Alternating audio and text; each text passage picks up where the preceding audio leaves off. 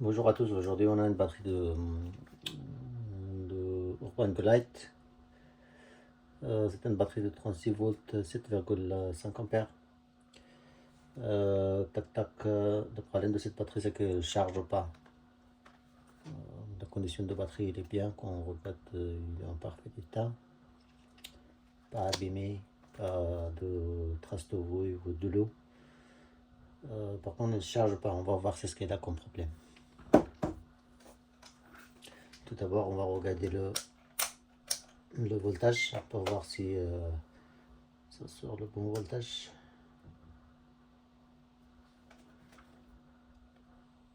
Déjà le voltage est pas bien, hein, c'est 30 volts. 30 volts c'est pas bien, normalement la batterie comme ça, nominal c'est 36 et à partir de 34 le BMS il coupe automatiquement. Donc là il est pas bien, vous voyez, en plus le voltage ça joue, des fois ça monte à 31, 30. Donc ça veut dire qu'il a un problème. On va l'ouvrir, et on regarde c'est ce qu'il a comme problème. On prend d'un côté, on coupe avec le cutter bien propre pour que quand on a remis la cache pour que ce soit bien propre.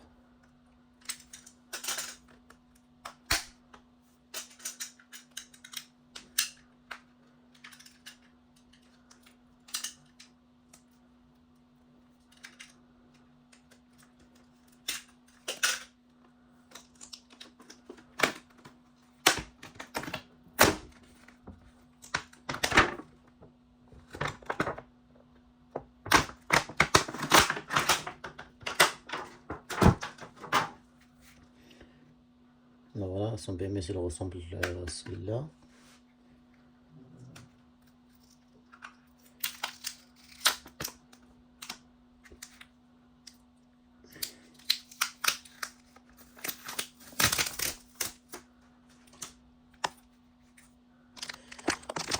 Je règle.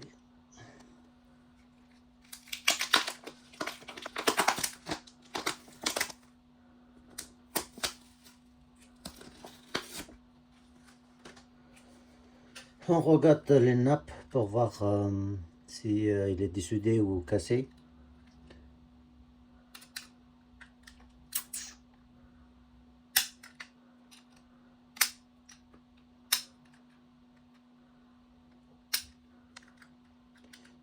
Pour vérifier, il faut juste soulever le côté. S'il est dessoudé ou cassé, normalement ça se lève.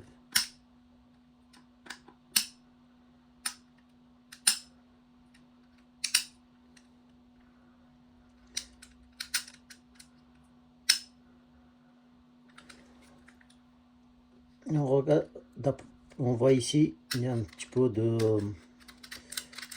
traces de rouille. Alors ça, en fait, la batterie quand il commence à chauffer, et c'est l'acide en fait, c'est pas de l'eau. Vous voyez cette partie là, c'est l'acide qui sort. Mais sur ce modèle de batterie, ça pose pas beaucoup de problèmes. Des fois c'est possible que l'acide sort comme ça, et puis ça pose pas au niveau de batterie, la batterie elle fonctionne sans problème. Et pour celle-là, on va voir si c'est pareil, si ça fonctionnel ou pas. D'abord je vais essayer de la charger sans BMS pour voir si les cellules sont bons. Et si les cellules ils sont bons, bah, ça veut dire que la batterie elle était stockée pendant très longtemps. Et c'est pour ça aussi que maintenant la tension est tellement bas, basse que le BMS il accepte plus le courant qui vient de externe. Et si les cellules ne se chargent pas, bah, on va changer les cellules. Et après, enfin, on vérifie le BMS. Le BMS, des fois, c'est possible que le BMS il tombe en panne. Mais sur ce modèle, c'est très rare que le BMS il tombe en panne, hein. Mais bon, après, ça arrive que le BMS il tombe en panne. D'abord, on va tester je vais charger la batterie sans BMS. Et après, on verra tout de suite. Alors, je l'ai chargé. Comme vous voyez, j'ai enlevé les piles. J'ai enlevé plusieurs piles, il y en a presque, ouais, il y en a 9 piles que j'ai enlevées. Pourquoi? Parce que en fait, cette batterie-là, ça fait longtemps qu'elle n'était pas chargée. Il y avait des piles qui étaient complètement HS. Moi, je les ai chargées les piles qui sont restées, ils chargées, et ça ne décharge pas automatiquement. Et après, il y a d'autres piles que j'ai enlevées. Ces piles-là, vous voyez, ces piles-là, ils sont complètement HS. Et ils chargent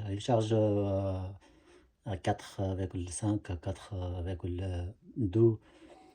Il charge. Après, le problème, c'est qu'il se décharge automatiquement. Vous voyez, si ça veut dire que si on le laisse pendant un mois sans charger, et ben, sans utiliser, et ben, le pile il devient à zéro.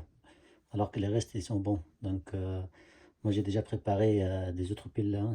Ils sont la même cellule. Je vais les remplacer normalement, ça va fonctionner sans problème.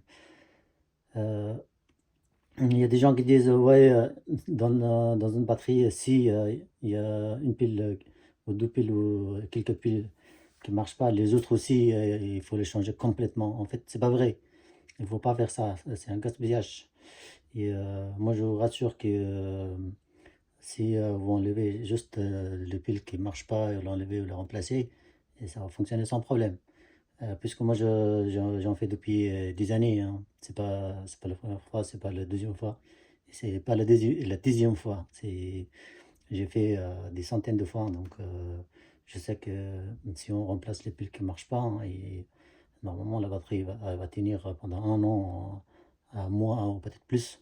Vous voyez, c'est pareil. Si vous achetez un batterie neuf, c'est pareil. Ça peut tenir un mois, ça peut tenir un an, ça peut tenir 10 ans. Donc ça dépend comment on l'utilise, comment on prend soin de la batterie.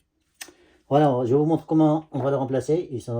Ces piles-là, ils sont déjà nettoyés, ils sont déjà propres et bien sûr, ils sont équilibrés. Et maintenant, il ne reste que à faire le montage. Pour faire le montage, il faut toujours regarder, vous voyez, c'est 3P, ça veut dire 3 piles en parallèle. Vous voyez ici, c'est positif, négatif, donc il faut mettre les 3 autres en positif. Vous voyez, sachant qu'avant de mettre les piles, il faut bien nettoyer ici le trou parce que sinon après ça va abîmer la batterie, les piles qu'on va remettre.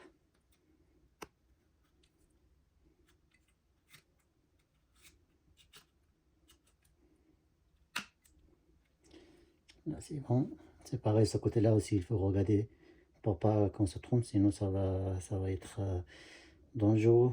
C'est pareil, il faut mettre le côté positif vers nous.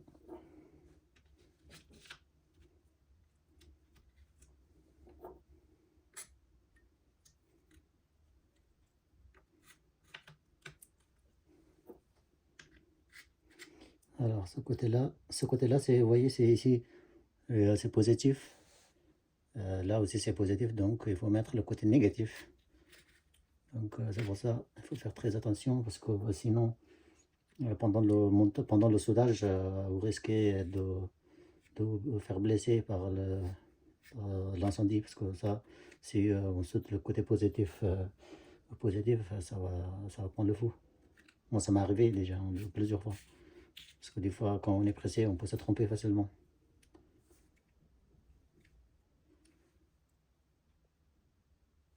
Voilà, on revérifie si tout va bien. Et une fois que tout va bien, tout est bien branché ou installé, et on passe par le soudage. Là, il faut que je le coupe parce que sinon, ça m'empêche de souder. Hop.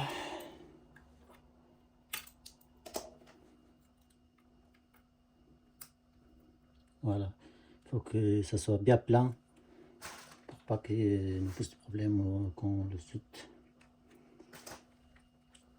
Voilà, une fois que tout est bien, et on va passer par le soudage.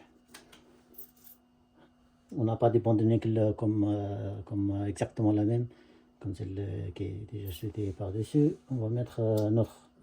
On va couper des petites bandes et puis on va le souder. Ça pose aucun problème.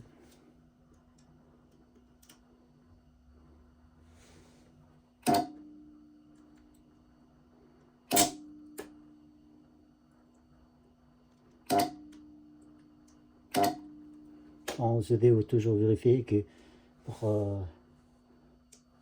pas que ça s'enlève après, regardez pour que ça soit bien soudé, sinon ça va s'enlever pendant l'utilisation.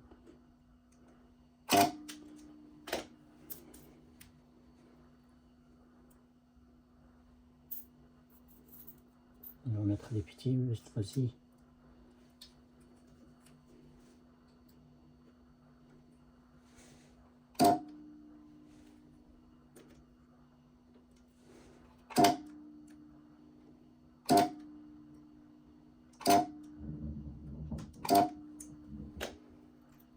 Voilà. Et maintenant pareil, on va faire comme il était avant. Parce que sinon après ça pose problème au niveau de l'ampérage, au niveau de l'autonomie. Ça risque aussi de surchauffe.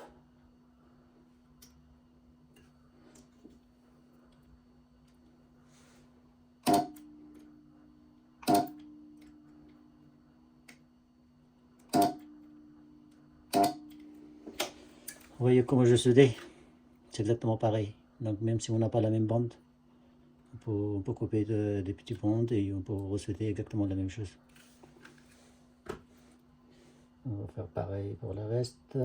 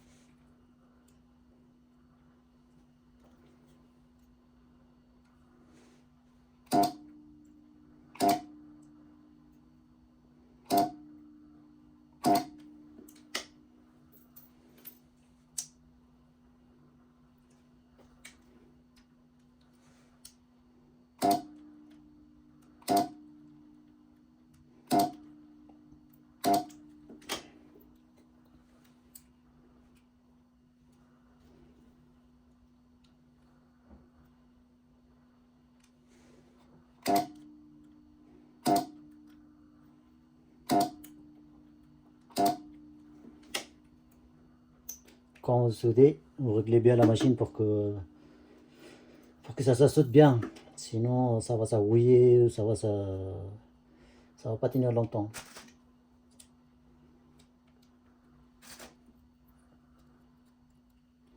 Quand vous soudez, il ne faut pas que le bandonnet qu'il crame, vous voyez.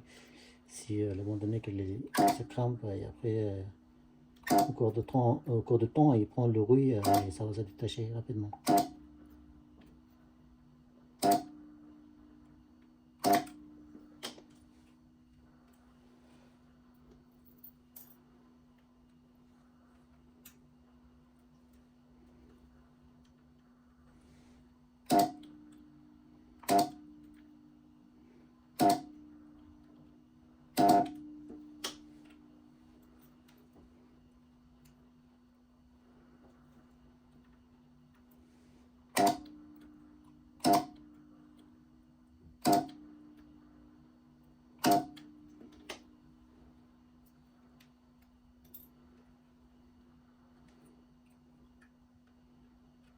Voilà. Comme vous voyez, il est bien propre. Et après, on passe de l'autre côté.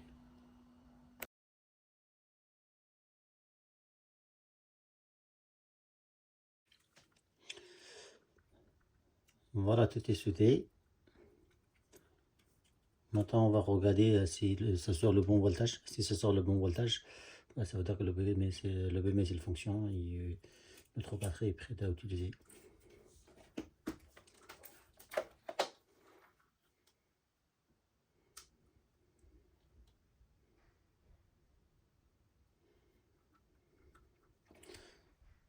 Voilà, c'est 42 volts. C'est une batterie de 36 volts, ça sort 42 volts. Donc notre batterie est bien réparée et il est prêt à utiliser. Si vous avez d'autres questions, n'hésitez pas à me poser, ou si vous avez quelque chose ou amélioration à me proposer, n'hésitez pas à me dire en commentaire. À bientôt pour une nouvelle vidéo.